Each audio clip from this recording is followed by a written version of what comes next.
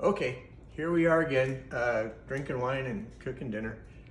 Tonight we're going to do a wild mushroom risotto, and we're doing a airline chicken breast that's stuffed with fontina cheese, prosciutto, and basil. So what I did, because it's hard to find chicken breast anymore with the skin on, so I bought a whole chicken, made a boneless chicken breast with the skin on and the one wing bone. That is called an airline chicken breast. So maybe you can get it at a butcher shop, but they're hard to find like that. So since I was gonna need the stock for the risotto, I figured I'd just go ahead and get the whole chicken and cut it up, and that way I'd have exactly what I wanted. So I made the stock, and then I've got 2 legs and thighs that we can use for another meal.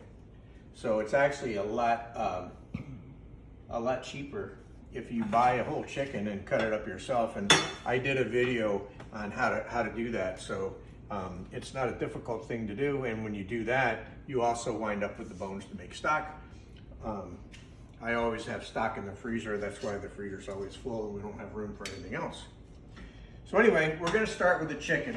I deboned it, it's boneless. So right in here, I just cut a little pocket, went back with a knife. I took a piece of fontina cheese, some basil, and wrapped it with prosciutto and shoved it in there. See, little hole right there.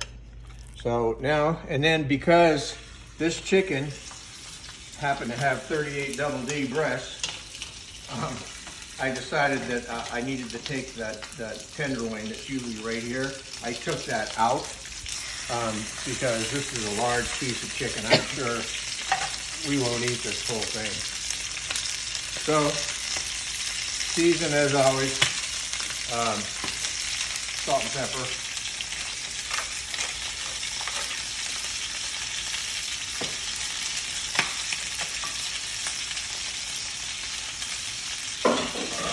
So the other thing I did while I'm doing this, I'll explain the risotto. The mushrooms that I used, I've got some fresh porcinis, some fresh shiitakes, not fresh porcini, I'm sorry, the baby bellis, and I've got some shiitakes, but then I had to use some dried porcinis because it's very difficult to find porcinis. If you can, they're really expensive. So I've got porcini mushrooms, and then I had a blend of mushrooms that I have, dried mushrooms that's got some morels and chanterelles and some shiitakes, and they're the dog with the squeaky toy. So anyway, I soaked the dried mushrooms in hot water, let them rehydrate, and then I sauteed all the fresh mushrooms, the other mushrooms, and then I kept the reserved liquid. This is the liquid from when I rehydrated the mushrooms. So that's got a lot of flavor in there. And also what I did, I used a couple of these.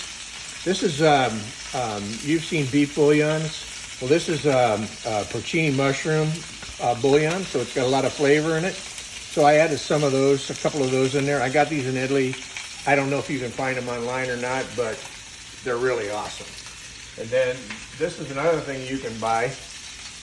This is a sepso mushroom. This is a porcini liquor. So it's not booze, but it's got a lot of flavor in there. So there's a lot of things you can do that will really make your risotto killer. Also, I do the same kind of mix if I'm making a wild mushroom bisque.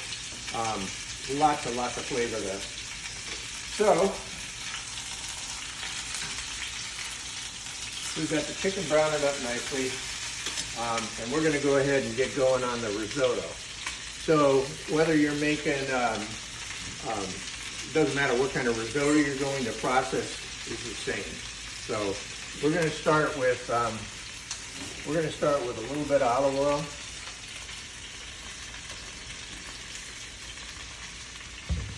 And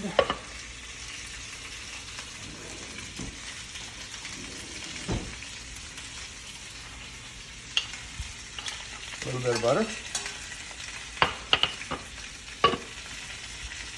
That was like maybe a tablespoon. Yeah, you know, I mean, again, it's just a little bit.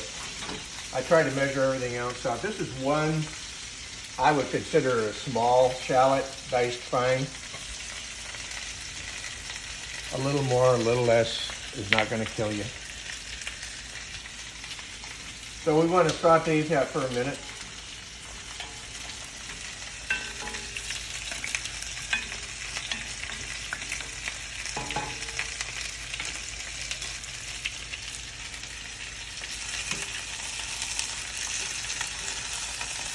All right.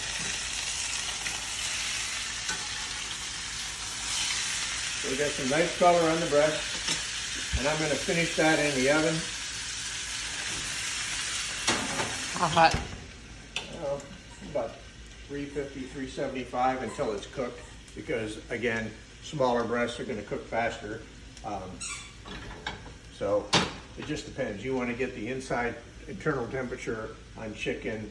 You don't want to see any red in it at all, so 135 or so would do it. All right, we're ready to go on the risotto. I've got a cup of arborio rice, so risotto. I'm putting that in there. And again, I don't normally measure, but for the sake of this, I'm going to. So what we want to do is we want to saute that a little bit. Turn that up.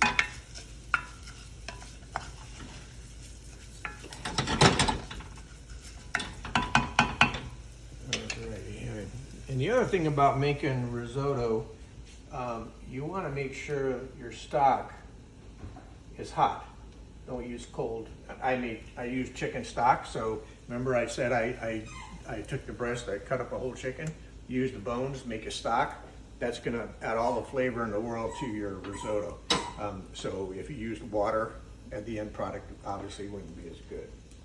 So always try to use stock. If you don't have the time or you don't want to, you can use a canned stock. I don't, because I don't need to, but if you want to, it's just not going to be as good. All right, so now I've got it. This is a half a cup of white wine, and that's going to start the process. So the whole thing with risotto, it's time consuming. I mean, for me, it's way worth it. But what we're going to do is Janice is going to edit this down so it's not a really long video. But and certainly if you're having guests over, you can cook your risotto halfway through in the morning and then finish it at the end. But I like to just time everything so it all comes out nicey at the end. So if you look in here, you can already see that a lot of that liquid the wine has disappeared already. So normally at this point with any regular risotto, I would just be adding stock. But since I'm making this mushroom risotto, I've got that liquid that I had saved. I'm gonna put that in there. Look at that. That is just killer. And that's a liquid from when you reconstituted the dried. Exactly. Yeah. So with risotto, you add the liquid. Let me turn this down a little bit. And then you just keep stirring. And eventually, that's gonna start going away and cooking into the rice. The risotto is gonna suck it up. And then as you do that, we're gonna add more chicken stock. And we'll keep adding chicken stock. And at the end, when we're done, just about done, I'll show you because we'll cut to that, is when I'll add the mushrooms and I'll add some Asiago cheese. That's at the very end. Asiago cheese? Yeah, Parmesan. So did I hear you say while this is cooking, which they're going to miss, as it cooks down, you'll add a little more stock if it's needed? No, you have to keep adding stock. The whole process is, you keep adding stock until it's done, till the rice is cooked and it's tender. So it's a long process. See, like right now I need to add more stock. So you add your stock, just a little bit at a time, and you keep going. And you keep adding stock. That's why it's labor intensive, because you have to stand there and work it and watch it go around until you have to add more, until it's all cooked. So we'll come back when it's just about finished, and I'll show you how to finish this up and what it looks like. And that's about it. I mean, at this point now, you've seen everything we've done to make risotto, and it's just a matter now of cooking it slowly, adding the stock, and then finishing at the end. So we'll come back in a little bit, and I'll try to give you a time on how long we've been going here. So we'll catch you in a little bit. Risotto's been cooking for at least 20 minutes. And again, it would depend on how much you remit it. It's tender, so you just want to make sure you're cooked. We've got the liquid reduced out of there. Now we're going to add in some of these mushrooms. I don't think I'm going to put them all in there. That's a lot of mushrooms. But we got the mushrooms. And now I'm going to add in cheese. I'm going to save a little bit. And again, that was Asiago cheese. Yeah, Parmesan. So anyway, now we're going to do that. And just because it needs to have a little more calories and fat, I like to put just a little bit of butter at the end. That's just me. You don't have to put that in there, but for me, I like it. Also, what I did is I took some of the chicken stock and some of that liquid from the mushrooms, and I reduced it down. So I'm going to use that when I finish the dish. Our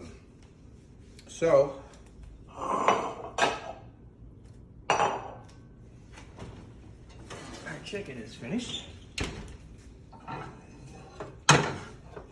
And we're going to go ahead and dish this up. So,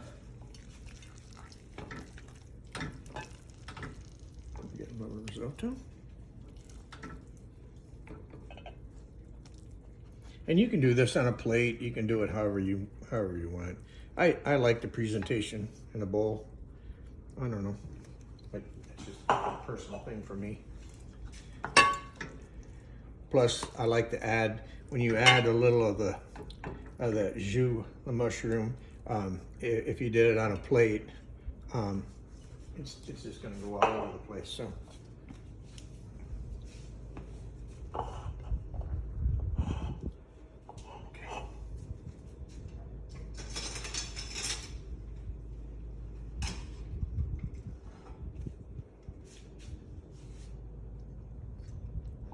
Okay.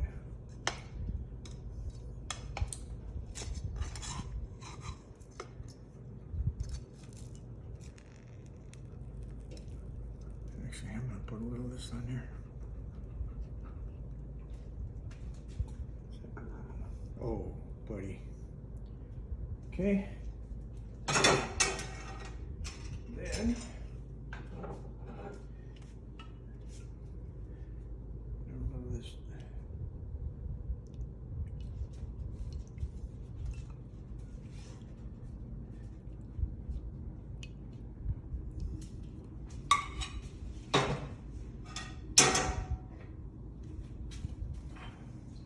And then you can always just do a little, you could do some julienne basil on top, whatever. It gives you a little more color. I've got some out back. I just didn't go. A little bit of cheese, and there you go. So that's dinner. Now everybody knows how to make risotto. And I think later on tonight I'm going to make some bananas Foster. So if we get around to that, we'll post that too. So, bon appetit.